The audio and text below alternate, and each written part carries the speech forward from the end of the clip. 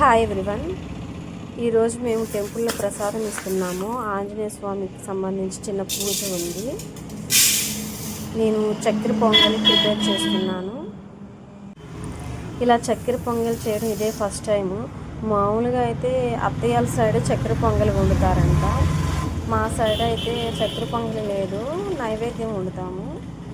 నేను ఇక్కడ మ్యారేజ్ అయిన తర్వాత చక్కెర పొంగల్ నేను తినలేదు. ఏదో ఒకసారి టేస్ట్ చూసాను, కానీ నాకు అంత ఇష్టం ఉండదు. 1 kg రైస్ తీసుకున్నాను. అంటే గ్లాసుల్లో వచ్చేటప్పటికి 4 గ్లాసులు తీసుకున్నాను, ఒక పెద్ద సైజుని. అలాగే 1/2 కిలో వచ్చేసేటప్పటికి పెసరపప్పు తీసుకున్నాను. రైస్ని 2 to 3 times వాష్ చేసుకొని పక్కన పెట్టుకున్నాను. అలాగే పెసరపప్పు కూడా ఒక 1/2 కిలో తీసుకొని దాన్ని కొంచెం వేడి చేయాలి. వేడి చేసిన తర్వాత ఆ పెసరపప్పును కూడా 2 to 3 times వాష్ చేయాలి.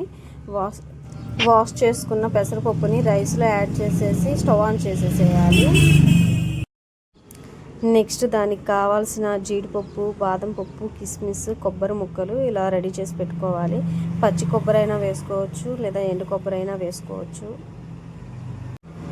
నా హస్బెండ్కి ఆఫీస్ లేదు, హాలిడే, అందుకని నా కోసం కొంచెం హెల్ప్ చేస్తున్నారు. అన్నీ బాదం పప్పు, కొబ్బరి ఇవన్నీ ముక్కలు చేసి పెట్టారు. చెప్పు పూస పూస ఏదో చెప్పావు, ఇప్పుడు పాడే. నాకు రాదు అది, నువ్వు పాడావు, నీకు వచ్చింది బాగా. పాడు ప్లీజ్, ఒకసారి పాడు. ఏంటిది? పూస పూస జిఆర్బిదే. ఈ డ్రై ఫ్రూట్స్ అన్నీ నేను నెయ్యిలో వేయిస్తున్నాను. నేను 1/2 kg నెయ్యి తీసుకున్నాను. నెయ్యి కొంచెం కాగిన తర్వాత మనం అందులోకి కొబ్బరి ముక్కలు ఫస్ట్ వేయించుకోవాలి. ఎందుకంటే అవి వేగడానికి కొంచెం టైం పడుతుంది కాబట్టి ఫస్ట్ మనం కొబ్బరి ముక్కలు యాడ్ చేసుకోవాలి.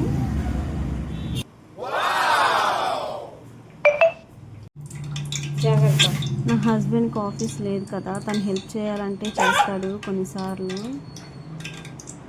అంటే తనకి వచ్చిన పని చేసి పెడతాడు పాపం.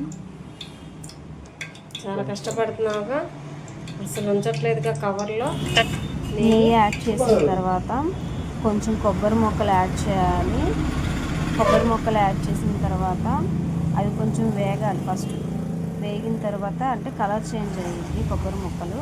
కలర్ చేంజ్ అయిన తర్వాత మనం దానిలోకి బాదం యాడ్ చేసుకోవాలి. బాదం కూడా కొంచెం కాలిన తర్వాత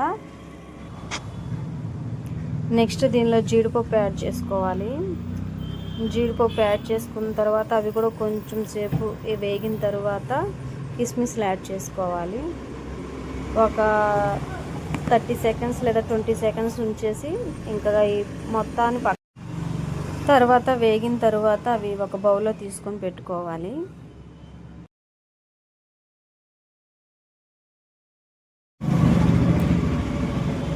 ఇప్పుడు అన్నీ మొత్తం వేగిపోయినాయి కదా, ఇక్కడ చూస్తున్నారు కదా, ఇలా సపరేట్ చేసుకోవాలి మనం వేయించినవి అన్నీ.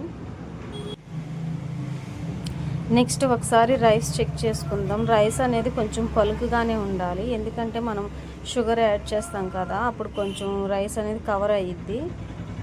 మరీ ఎక్కువ గట్టిగా కూడా ఉండకూడదు.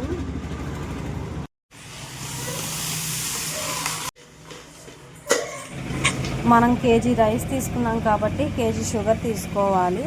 దాంతోపాటు పెసరపప్పు ఒక 1/2 కిలో తీసుకున్నాను కాబట్టి ఇంకో 1/2 కిలో షుగర్ కూడా యాడ్ చేసుకోవాలి.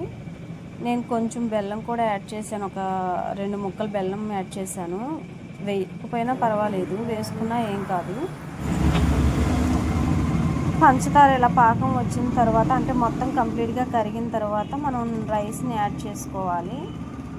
యాడ్ చేసుకున్న తర్వాత మనం ఏవైతే వేయించుకొని పక్కన పెట్టుకున్నామో నెయ్యితో పాటు ముందు కొంచెం నెయ్యి యాడ్ చేయాలి రైస్లో. యాడ్ చేసి ఒకసారి కలపెట్టుకున్న తర్వాత మనం ఏవైతే వేయించామో అవి కూడా కొన్ని యాడ్ చేసుకొని మళ్ళీ ఒకసారి మొత్తం కలిసేటట్టు కలుపుకోవాలి.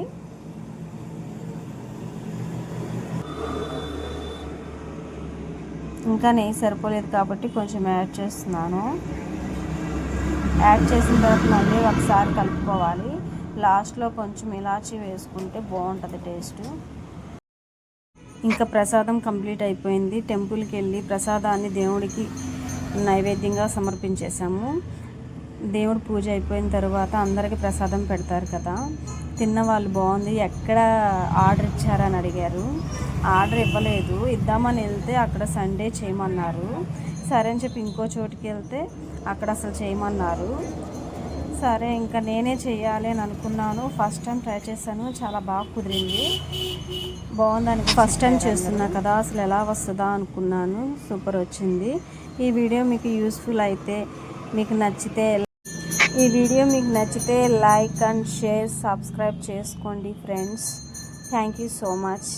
నా హస్బెండ్ కూడా చాలా హెల్ప్ చేశారు, కొంచెం హెల్ప్ చేశారు. తనకు కూడా నా తరపున థ్యాంక్ యూ.